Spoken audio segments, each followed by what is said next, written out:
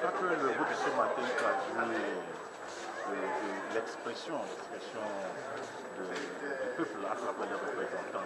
Vous savez, nous avons eu des discussions pendant près de 5 jours afin de faire bouger un peu les positions des uns des autres, surtout en ce qui concerne la limitation du mandat.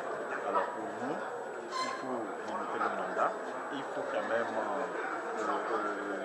effacer de nos mémoires que ce mandat prenne effet immédiatement. Donc la prise de la limitation du mandat avec effet immédiat était un problème.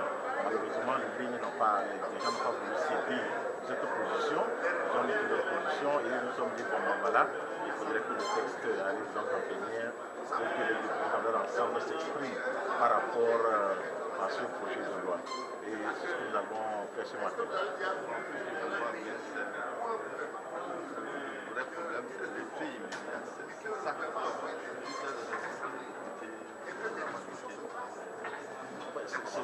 c'est une préoccupation majeure. Parce que, vous savez, juridiquement, un texte de loi dispose pour l'avenir. Mais lorsque on doit voter un texte de loi qui doit rétroagir avec effet immédiat, avec les conséquences que certains doivent payer, vous comprenez qu'on ne peut pas dans ces conditions aller vers un compromis. Et c'est ça qui a été vraiment le premier problème qui n'a pas pu nous mettre ensemble pour que nous puissions aller dans le bon sens. Les questions liées au mandat vont de pair et c'est l'ensemble qui a fait l'objet de l'objet. Alors monsieur le député, ne peut-on pas dire que vous venez de défier le gouvernement en rejetant le projet de loi? Cette question mérite d'être précisée. Si vous avez suivi ce que le gouvernement a dit, ils ont dit qu'ils ont pris acte du fait qu'au cours du dialogue à Togo Télécom, les deux parties ne sont pas arrivées à trouver un compromis, à trouver un consensus.